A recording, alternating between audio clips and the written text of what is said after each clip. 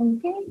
Yes. First, I would like to say how lucky I feel to have been able to participate to this program for the last few years. It's always really nice to see our friendly chat at a coffee machine at ECMWF materialize in the project we are seeing today. It's really great.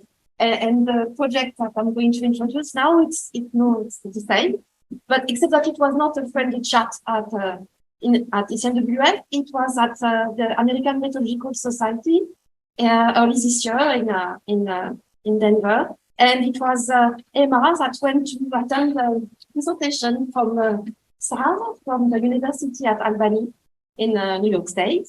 And the subject was how to use data dashboard to communicate about severe events.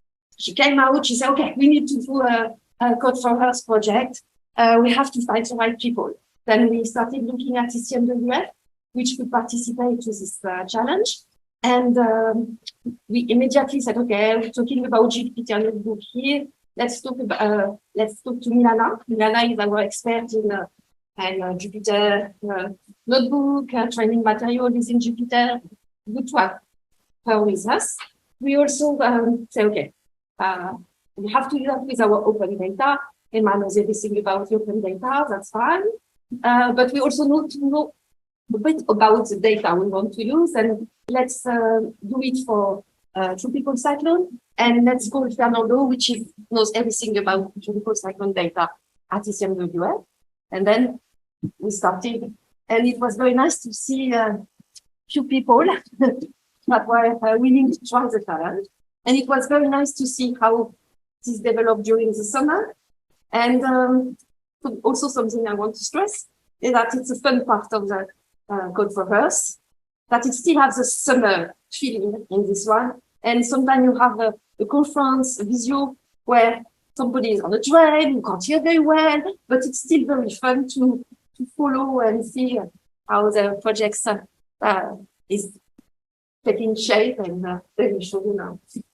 Also, for the mentor in the next year, I also would like to say that it's very fun to be a mentor because you meet new people, you talk about innovative idea, and Atina and Esperanza, they do everything, all the boring things for you. You just have to help and talk to people. It's really nice.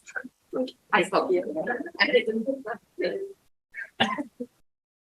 Thank you, Sylvie.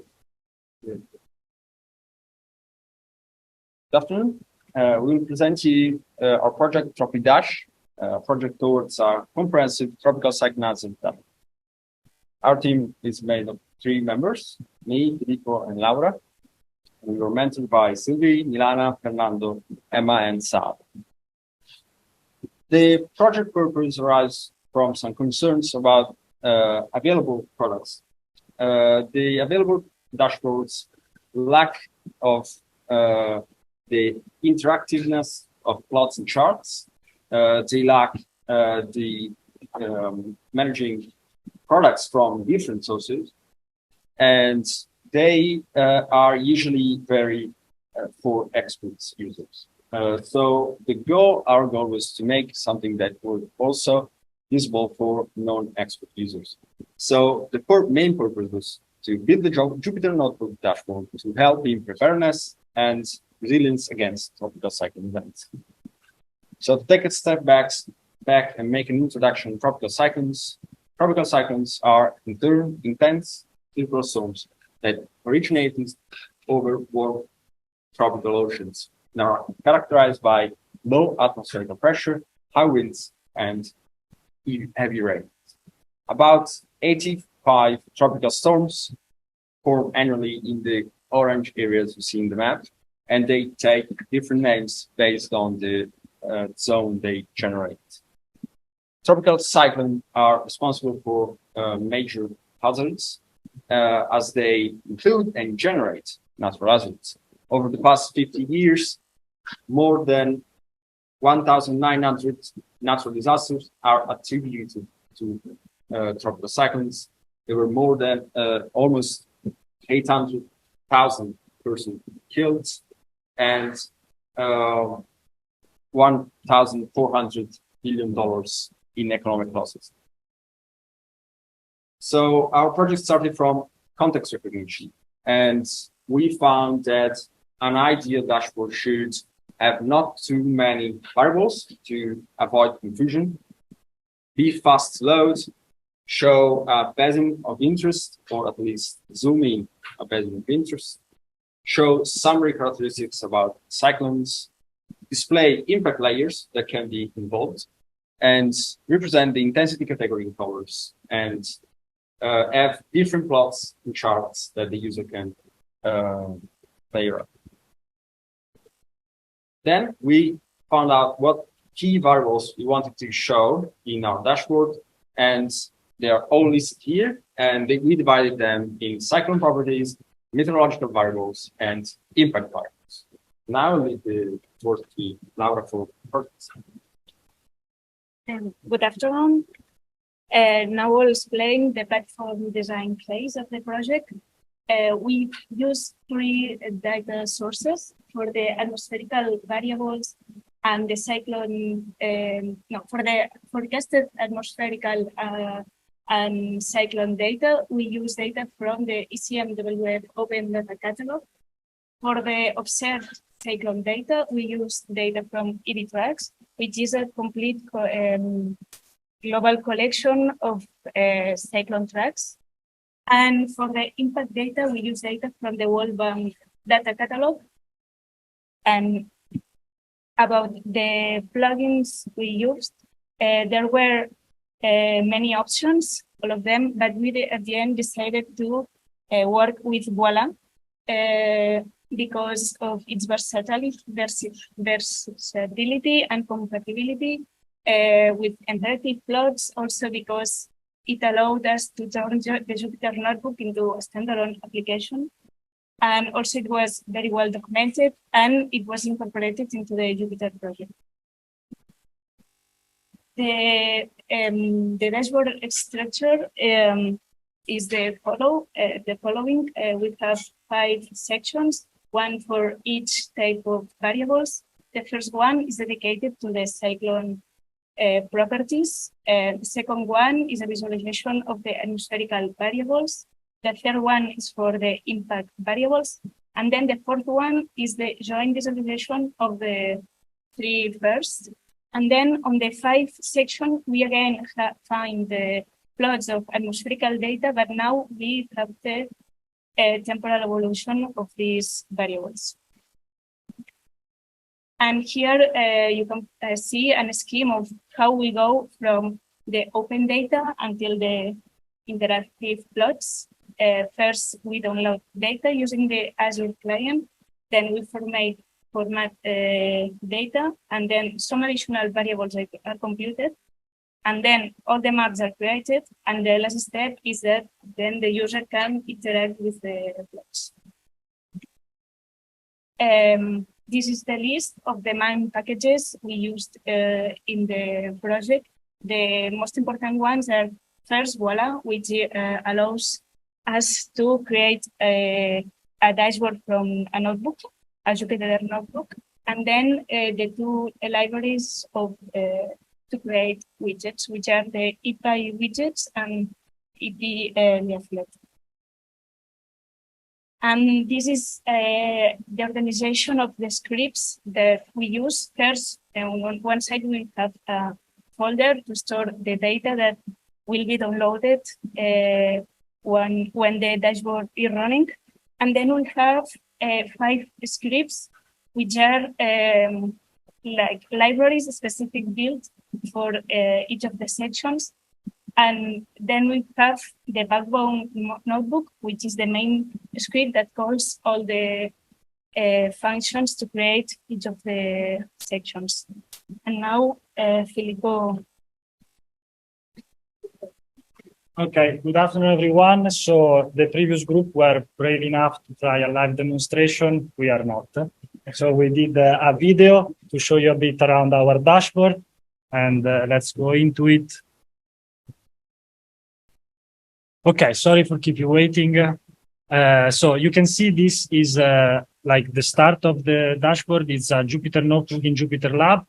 And we have the voila button that opens up our dashboard. So it creates like a web page. In this case, since we're inside Jupyter Lab, it remains there. But if you use your notebook, it will be on the browser. This is a warning message. It was done yesterday morning. No forecast was available for yesterday morning. We select the forecast date, the active storms, and the ensemble members that we want to plot in the forecast tracks of the first section. If you plot less than five ensemble members, you can have more information regarding the tracks. The more ensemble you plot, the more heavy your plots is. So we avoided some additional information. Otherwise, the dashboard would crash. You can see there are different layers for section 1. There is the observed track, the average forecast track. And if you zoom in and you go on one of the points, you can see that the day and the percentiles average, like on all the forecast tracks regarding the mean sea level pressure at the center of the cyclone and the wind speed. And the same thing you can consult for the forecast tracks, again, pressure and wind speed information. And also in this section, there is the strike probability map layer, which is information telling you the, let's say, the percentage that, the probability, sorry, that the cyclone will pass over that region in the forecast. So we move to section 2, so to the atmospherical variables. Here we have different variables: pressure, skin temperature, total precipitation. If you look at the mean sea level pressure over there in the bottom in the center, you can see the low pressure center of the cyclone. If you look in the southern part of the North Atlantic. And again, even if you click on total precipitation, you see a lot of the precipitation where the system is. And the same also for the probability of the meter wind gust over 25 meters per second, very high probability of high wind speed over there where the cyclone actually is. And of course, you can select different time steps to visualize the atmospheric variables, starting with the temporal resolution of 12 hours. This is the impact variables section. You can choose different return period for in this case, coastal hazard and cyclone hazard. There is a legend explaining you a little bit better what these data are actually representing. I won't give too much detail about it. Again, we go full screen, we see all these beautiful layers. We select the one we prefer. We want to look at the population count. So we see that, well, as expected, there's a lot of population in the cities. So New York, Boston, Toronto, and yeah. Also in Europe, we have cities. So we move to Europe, and Lisbon has a certain amount of inhabitants. London has a lot of inhabitants. But yeah, now we want to check other stuff. So we want to check the tsunami exposition index. This is an index per country. So we have a color for each country, and it gives you an idea of what's the exposition to tsunamis. Also for coastal floods, we have a similar data, and for sea level rise. For coastal hazard, with a return period of 5 years, we have different colors depending on how high and low is the hazard for that region. We see this for the coast, for the east coast of US, and the same for cyclone hazard, which actually is a raster map. So we zoom a little bit out and we look at the raster map, and very nice palette of colors, and telling you, look, here where cyclone happens, so a lot of cyclone hazard. We go to section 4. Section 4 is kind of merging most of the information of the previous section, let's say the most important ones, so we can compare different stuff together. And let's look at the average forecast track together with the cyclone hazard. And yeah, this makes sense. There is a cyclone in the cyclone hazard region, so we can compare these two impact layers information with the actual track of the cyclone. Or for example, coastal hazard, we want to see how is the hazard maybe for an extratropical transition on the coast of Ireland or the coast of Scotland. And also this information, we can look it together with the track of the cyclone. And last but not least, section 5, so the temporal evolution of the atmospherical variables.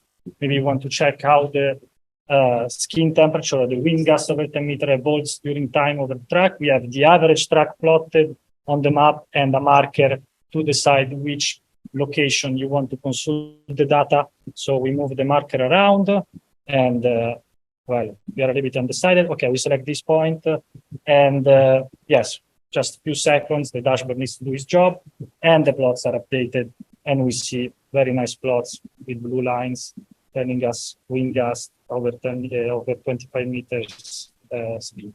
So I didn't show you, but there is also an information button on top of the dashboard. This allows you also to have more idea on what's going on if you need more information. So let's go back to, okay, so we saw a little bit the dashboard that it was developed and now it looks like. Let's just have like a summary debate about what were the challenges we faced and we overcome. So first of all, we had to interact, like all of you, with uncommon data format. It was the first time I was working with buffer data, first time they were working with grid data. So at the beginning, it was a little bit strange. We were with NetCDF, but not NetCDF available for us. We had some, let's say, process to do on the impact variables layer because they were very big, like we're using a lot of memory in the lab, I mean, memory in general. So we had to make them lighter, the sampling and adjust them to the projection of the maps we were using. IPI leaflet maps. We had many problems trying to plot rasters on the map. Also because IPI leaflet is a nice package, but it's kind of new. So there is not a lot of documentation regarding, so different trials and errors to understand what exactly we wanted to do. And as well, creating the legends. You saw that we had all the legends together because it was a mess. Actually, Paolo adjusted a repository on GitHub of someone else to be able to do the plots, the maps, the color maps. And but we still weren't able to, change the legend according to the data you're visualizing. Also, packaging installation was a bit of a problem. A lot of clunky the installation process, conflicts between the packages, but we managed. And also the computation of strike probability map wasn't that easy. It's one colleague of the ECMWF sent me a Python script of 600 lines. And I was like, whoa. And he helped me out a bit and we managed to adjust this script to our, let's say, application. So we overcome also this. So some of the strengths we want to highlight about our app. So first of all, it's developed in a well-known environment. Everybody who works with Python knows what Jupyter Notebook is, and it's very easy to interact with. It has a very simple access. You can go to our GitHub repository or just click on the badge of Binder and the notebook will open up and you can use the app. It has a simple interface, so Python widgets and IPI widgets and IPI leaflet map, very easy to interact with, and the voila package to launch the dashboard. It groups summary information concerning cycles from different sources. So you see we have a good amount of information available for you to consult regarding tropical cyclones, and as impact variables. So not all the products available online have impact variables in the same place together with the, let's say, forecast of tropical cyclone data. But of course, there are limitations everywhere. So also our dashboard, unfortunately, has some limitations.